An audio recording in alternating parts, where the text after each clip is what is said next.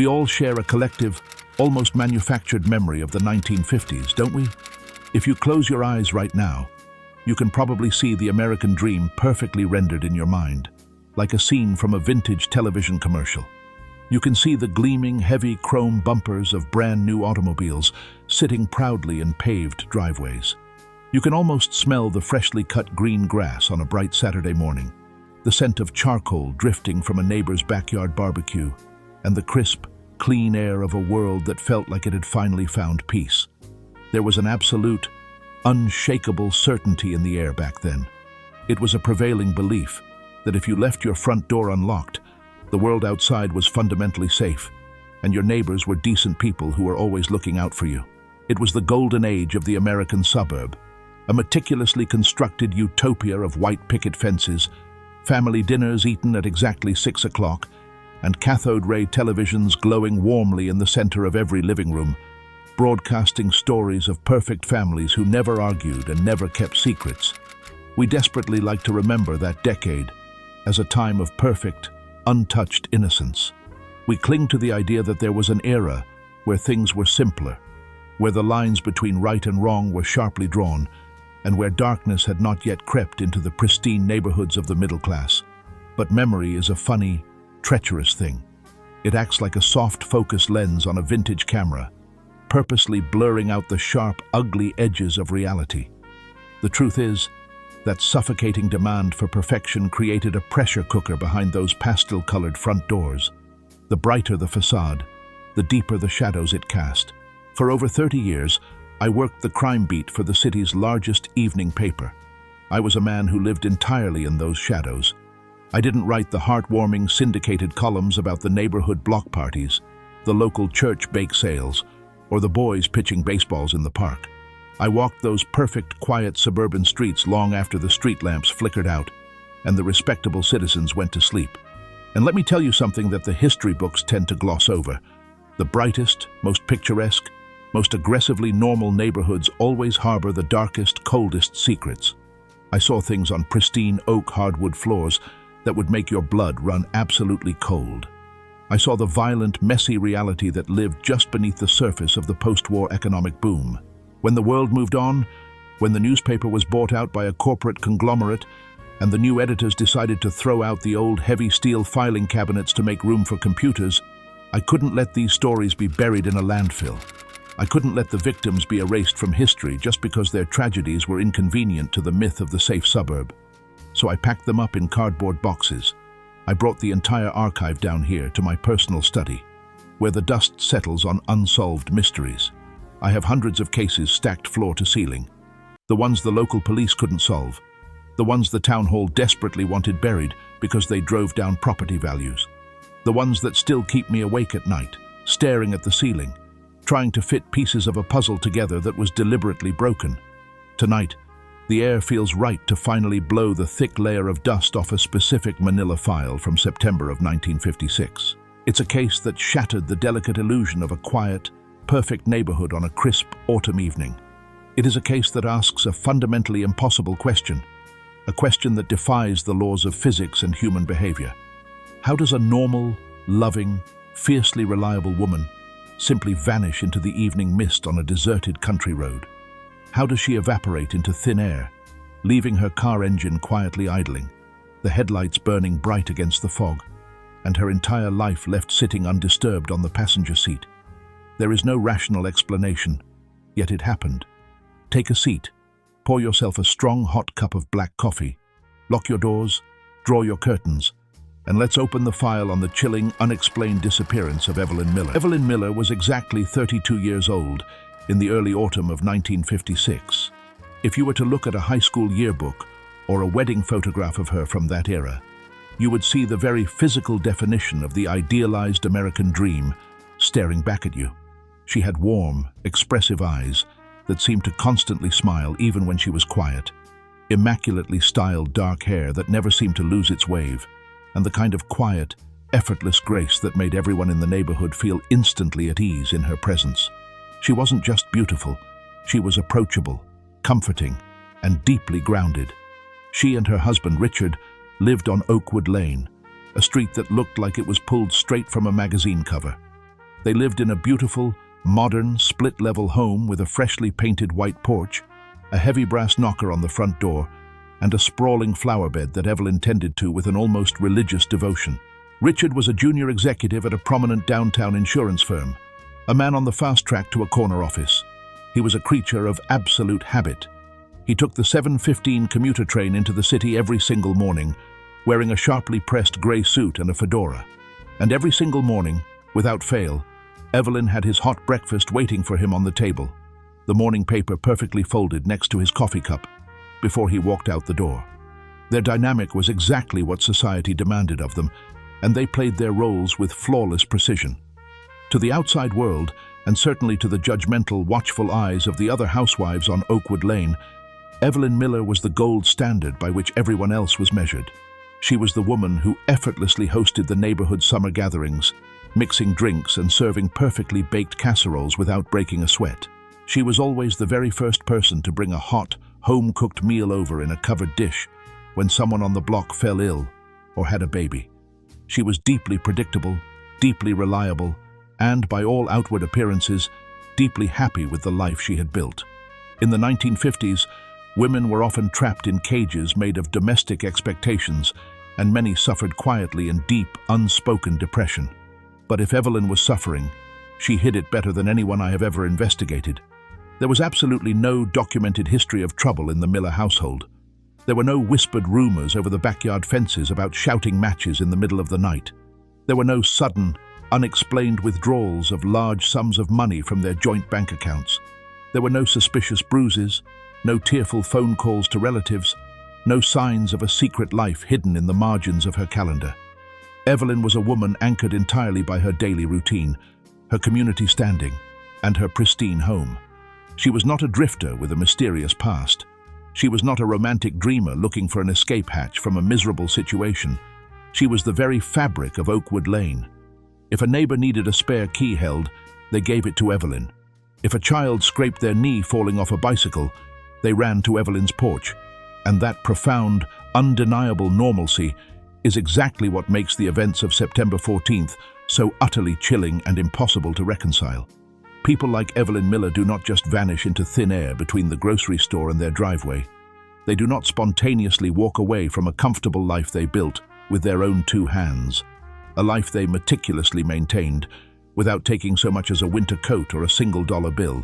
They do not leave the oven on. The sheer gravity of her established life makes her sudden disappearance feel less like a runaway case and more like a tear in the fabric of reality itself. Thursday, September 14th, started just like any other ordinary day on Oakwood Lane, but the precise minute-by-minute timeline of that evening is permanently etched into the darkest corners of my memory. The weather that day had been unremarkable, a mild, fading summer warmth that was just beginning to surrender to the cool, crisp reality of autumn. It was exactly 5:45 p.m.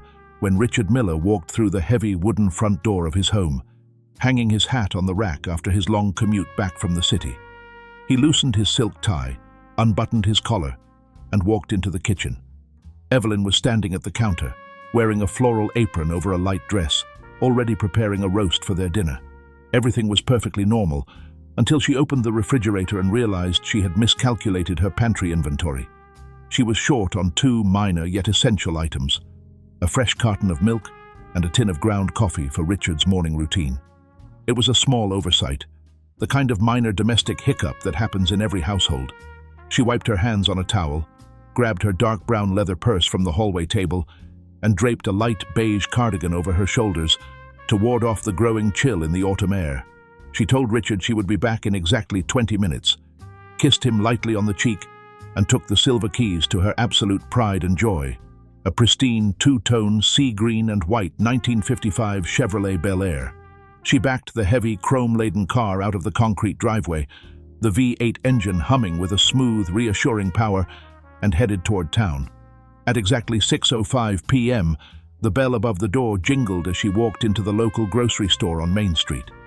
The cashier working that shift was a young, observant high school senior named Tommy.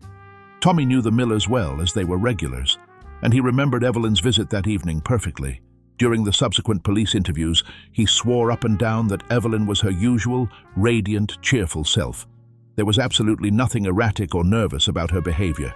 She confidently walked down the aisles, picked up the glass milk bottle and the tin of coffee, and brought them to the mechanical cash register. She paid for the items with a crisp $1 bill, waiting patiently for her change. She even made a light-hearted, familiar joke to Tommy about how her husband Richard would be utterly lost and useless without his morning cup of coffee. Tommy laughed. I want to emphasize this point. There was no underlying fear in her eyes. She wasn't glancing nervously over her shoulder at the door. She wasn't trembling. She wasn't distracted. And she certainly wasn't acting like a woman who knew she was about to step off the face of the earth. She was just a relaxed, secure suburban wife, running a quick 10-minute errand before dinner. She took her change, picked up the brown paper grocery bag, and walked out of the store at exactly 6:12 p.m. By the time she stepped back onto the sidewalk, the atmosphere in the town had drastically changed. The sun was rapidly dipping below the dark, jagged tree line of the surrounding woods. The temperature was dropping fast, pulling a thick, heavy, almost unnatural evening mist out of the damp forest floor. The fog was rolling in aggressively, swallowing up the fading daylight and turning the town into a shadowy, grey landscape.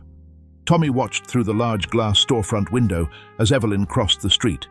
He saw her open the heavy steel door of her Chevrolet, place the brown paper grocery bag carefully onto the passenger seat, and slide behind the large steering wheel. She started the engine, pulled away from the curb, and her red taillights quickly disappeared into the thick white mist. She had a simple, straightforward 10-minute drive back home down Old Mill Road. It was a long, straight, quiet stretch of newly paved asphalt, lined on both sides by dense, towering pine trees. 10 minutes. That was all it should have taken to return to the warmth of her kitchen, but Evelyn Miller never made it to the end of that road. At 8:30 that evening, more than 2 agonizingly long hours after Evelyn Miller had left the brightly lit grocery store, a local county patrolman was driving his routine, monotonous route along Old Mill Road. By this time of night, the fog had grown incredibly dense, evolving from a light mist into a suffocating, impenetrable white wall that clung stubbornly to the damp asphalt. It turned the towering, ancient pine trees lining the road into imposing, dark, twisted silhouettes that seemed to lean in toward the street. Visibility was reduced to less than 20 feet. The patrolman was driving slowly, his own headlights bouncing uselessly off the thick moisture in the air. Suddenly, through the heavy, swirling haze, the officer spotted a piercing pair of headlights cutting fiercely through the dark up ahead. A car was parked at a strange, aggressive angle, halfway on the paved road and halfway crushed into the loose gravel of the shoulder. As his heavy police cruiser slowly pulled closer, the sweeping, powerful beams of his headlights caught the unmistakable reflection of heavy chrome and sea-green paint. It was Evelyn's 1955 Chevrolet Bel Air. The patrolman put his cruiser in park and stepped out into the freezing, damp air. The first thing that struck him was the sound. The Chevrolet's engine was still running. It wasn't sputtering or struggling. It was maintaining a low, steady, powerful hum that seemed almost deafening in the absolute, eerie, dead quiet of those dark woods. But what made the hairs on the back of the patrolman's neck instantly stand up, what sent a cold shiver down his spine before he even reached the vehicle, was the driver's side door. It was thrown wide open. It hung out over the damp, misty road like an ominous invitation to nowhere. He unholstered his heavy metal flashlight, his leather boots crunching loudly and violently on the loose gravel as he cautiously approached the vehicle. He called out Evelyn's name into the dark, his voice muffled by the thick fog, expecting perhaps that she had pulled over for a flat tire and wandered a few feet away into the brush to relieve herself or look for help. But only the mechanical, rhythmic sound of the idling motor answered him. When he finally shined his powerful flashlight into the cabin of the car, the scene he found made absolutely no logical sense. It defied every instinct of a trained investigator. There was no shattered safety glass glittering on the seats. There were no dark splatters of blood on the dashboard. There were no frantic scuff marks on the pristine leather upholstery to suggest any kind of violent physical struggle had taken place. Sitting perfectly upright, completely undisturbed on the passenger seat, was the brown paper grocery bag from Tommy's store. The officer nervously reached his hand into the open car and touched the glass carton of milk inside the bag. It was still ice cold to the touch. The heavy silver keys on their leather keychain were still dangling motionless in the ignition block. And down on the carpeted floorboard, tucked neatly and safely under the dashboard, was Evelyn's dark brown leather purse. The officer pulled it out and opened it. Inside, he found her driver's license, her compact mirror, her bright red lipstick, and every single dollar she had to her name, completely untouched. The officer stepped back from the idling car, his heart pounding in his chest, and began to frantically sweep his flashlight across the road and the surrounding area. He was looking for a narrative, a clue, a thread to pull on, but the gravel on the shoulder was perfectly smooth and undisturbed. There were no dark, frantic black rubber skid marks on the asphalt to suggest another vehicle had aggressively run her off the road. He shined his light into the dense, muddy brush of the forest edge, looking for broken branches, trampled weeds, or frantic footprints leading off into the dark. Nothing. The woods were an impenetrable, silent wall of blackness. The world around that beautiful, idling Chevrolet was perfectly, terrifyingly still. It was a scene frozen in time, a locked-room mystery placed in the middle of an open country road. It was as if the earth had simply opened up, swallowed Evelyn Miller whole, and gently closed back up again without leaving a single trace. The heavy black boots of the local police finally crunched onto the loose gravel of Old Mill Road nearly an hour after the initial radio call. The flashing red cherry lights of their cruisers lazily sliced through the thick, suffocating evening fog, illuminating the abandoned sea-green Chevrolet from multiple angles. But if you were to painstakingly read through the official typewritten case file today, exactly as I have done dozens of times over the decades, you would immediately realize that the subsequent investigation felt significantly more like a hurried, deeply embarrassing formality than a genuine, desperate search for the truth. In the 1950s, law enforcement agencies, town councils, and real estate developers had a very convenient, pre-packaged, universally accepted box for cases exactly like this one. It was exponentially easier and far more politically palatable for the local authorities to quickly stamp a manila folder as a voluntary disappearance than to openly admit that a violent, unpredictable predator might be actively stalking their pristine, safe, economically booming suburbs. The police publicly theorized almost immediately, without a shred of physical evidence, that Evelyn Miller had simply suffered a quiet, internal mental break. They painted a convenient picture of a desperate, overwhelmed housewife who, crushed by the stifling, monotonous routine of domestic suburban life, had simply chosen to walk away into the dark, freezing night to start a brand new life. But I ask you to use your own lived experience and common sense for a moment. You do not initiate a grand escape from a suffocating marriage by leaving your only available cash, your government identification, and your reliable means of transportation sitting on the floorboard of an idling car in the middle of a dark, damp forest. You do not leave the heavy metal door wide open to the elements. A woman meticulously planning a new life takes her money, packs a heavy suitcase, and drives that Chevrolet straight to the nearest interstate or train station.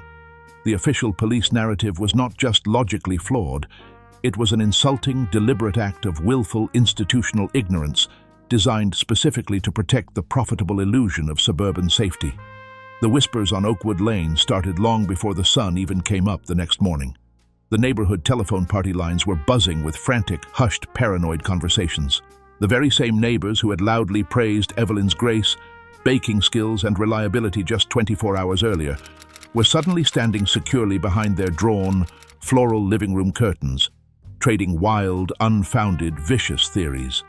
They whispered conspiratorially about alleged secret lovers from the city, hidden, catastrophic gambling debts, and nervous breakdowns triggered by unseen domestic abuse. They tore her pristine reputation apart piece by piece over their morning coffee. That is the great, undeniable, tragic hypocrisy of the perfect American suburb. The exact moment the beautiful, fragile illusion of safety cracks, the community quickly and viciously turns on its own members to protect the collective facade. They desperately needed Evelyn to be a scandalous, ungrateful runaway, because if she was a random victim of a terrifying act of violence, then it meant the darkness could easily reach any of them. It meant their white picket fences were entirely useless. But the absolute most disturbing piece of this entire puzzle, the one glaring detail that fundamentally never sat right with me, the chilling fact that has always kept me returning to this dusty file decade after decade, was the behavior of her husband, Richard Miller. I was physically there on the scene the very next morning. As a young, hungry crime reporter, I stood on his perfectly manicured emerald green front lawn with a press badge pinned to my heavy wool coat and a spiral notebook in my hand, quietly watching the local detectives ask their preliminary questions. Human nature dictates that a man whose beloved wife has just vanished into the dark, foggy woods should be absolutely frantic.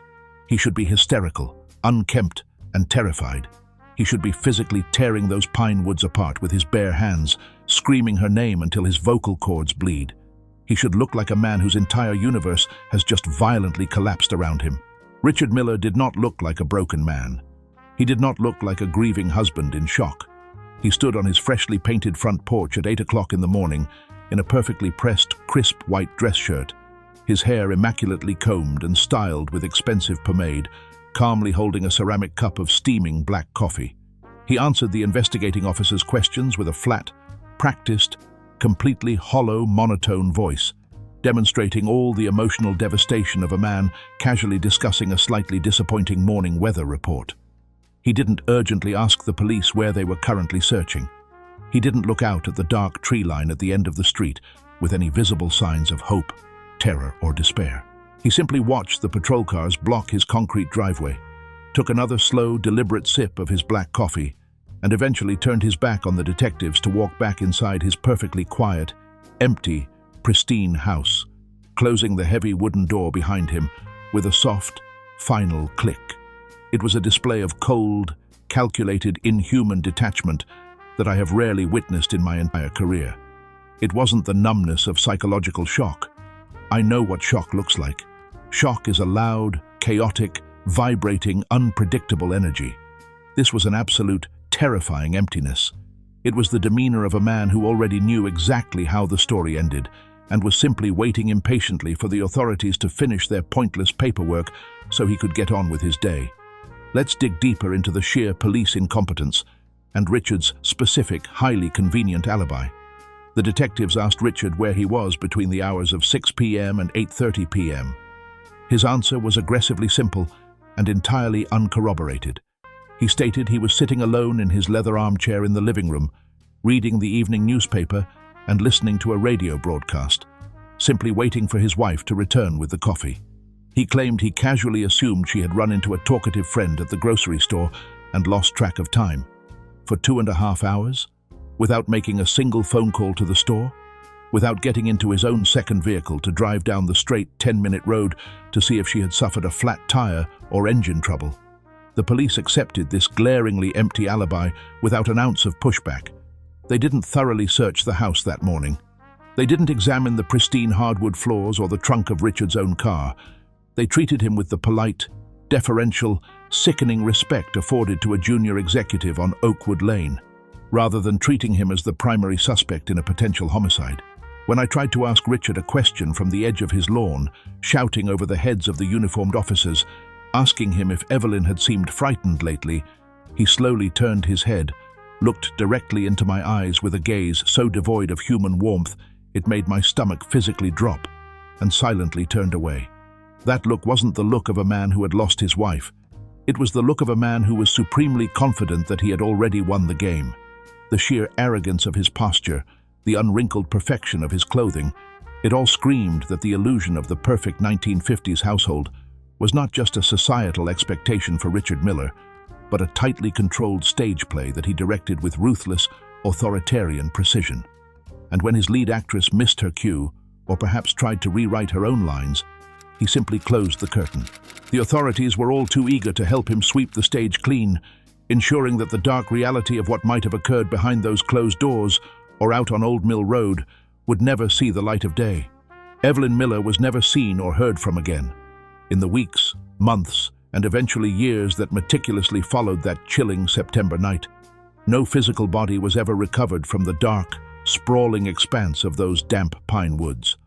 The local authorities organized a few half-hearted search parties, mostly comprised of off-duty officers and a handful of local Boy Scouts, but they barely penetrated the dense tree line before officially calling it off due to poor weather conditions.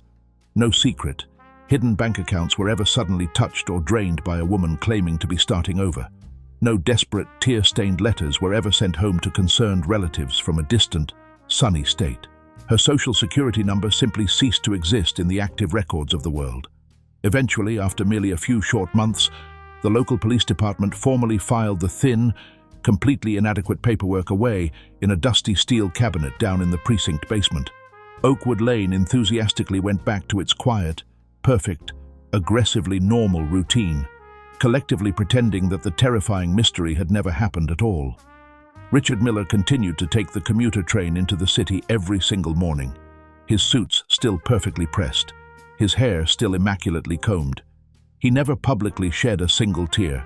He never offered a financial reward for information leading to her whereabouts, and less than a year later, he quietly sold the beautiful split-level home and moved away, disappearing into the corporate machinery of America without ever looking back at the life he left behind. But a criminal case file is only truly closed on a piece of government paper. In reality, in the minds of the people who actually care about the truth, it stays wide open as long as the fundamental questions remain unanswered, as long as the victim's memory continues to haunt the people who refuse to forget.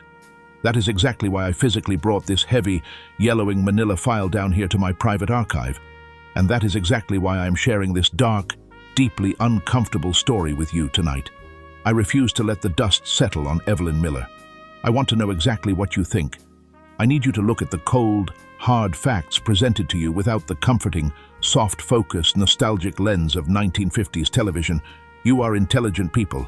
You have lived long enough on this earth to truly know how human beings operate under intense pressure, to know what a desperate, calculated lie looks like when it is spoken, and to deeply understand that the real world is rarely, if ever, as simple, neat, and tidy as a typed police report makes it out to be. Do you honestly believe the official, sanitized narrative provided by the local authorities? Do you believe that a rational, grounded, fiercely reliable woman simply decides to walk away into the freezing evening fog, purposefully leaving her only cash, her identification, and a perfectly running automobile behind on a deserted country road? Does a woman running from a suffocating marriage orchestrate an escape that leaves her completely destitute and exposed to the elements in the middle of a dense forest? Or does the cold, terrifyingly calm demeanor of a husband drinking his morning coffee on the porch tell a completely different, significantly darker, and far more sinister story?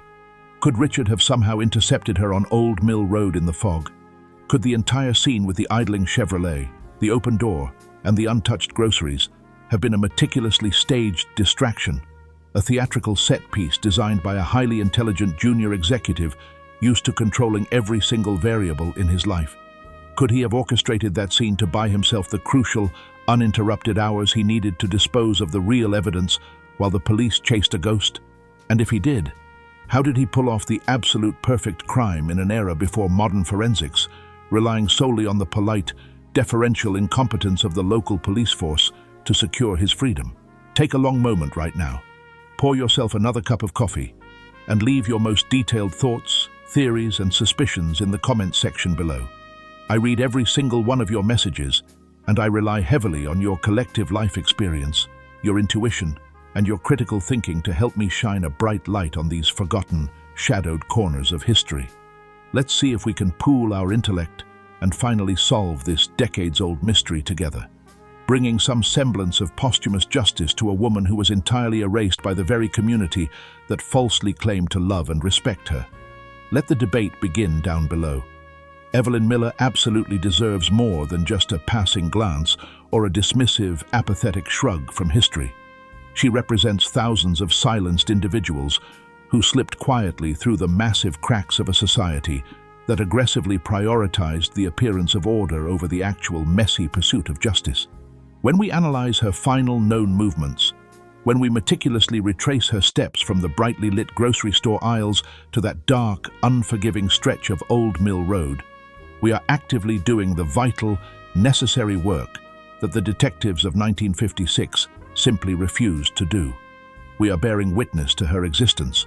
Every single time we question the official narrative, every time we refuse to accept the lazy, convenient conclusion that she simply vanished by her own volition, we take a small piece of power back from the people who wish to silence her story forever. The American dream of the 1950s was built on a foundation of incredible industrial progress and economic booming. But it was also built on a deep, rotting foundation of deeply buried secrets and domestic compromises. Richard Miller understood that unspoken dynamic perfectly. He weaponized the neighborhood's desperate, clawing need for normalcy, effectively using their own vicious gossip and their own profound fear of public scandal to insulate himself from any meaningful, critical scrutiny. He knew, with terrifying certainty, that as long as his lawn was neatly mowed and his tie was straight, the authorities would gladly look the other way. It is a chilling, profound reminder that true monsters rarely hide under the bed or lurk in the dark, rain-slicked alleys of the inner city. They almost always sit right at the head of the dinner table, smiling warmly, pouring the evening tea and asking about your day. Keep digging, keep questioning every detail, and keep demanding the truth, no matter how uncomfortable or disruptive it might make the people who prefer to live comfortably in the lies of the past. If you want to continue helping me pry open these forgotten, dust-covered files, make sure you are actively subscribed to the archive. We have so much more ground to cover together, and the shadows in this room are only getting deeper and more complex. Next time, we will be heavily pivoting away from the grim, bloody reality of suburban true crime and looking at a completely different, almost unbelievably audacious kind of mystery. We will physically open the thick, fascinating file on a brilliant, charming, incredibly charismatic con artist who somehow, against all logical odds and common sense, managed to successfully sell entirely imaginary, highly documented plots of land on the actual surface of the moon to some of the wealthiest, most ruthless, and supposedly intelligent corporate businessmen in the entire country. It is a staggering story of unparalleled human greed, incredible psychological manipulation, charming audacity, and the sheer, boundless gullibility of the male ego.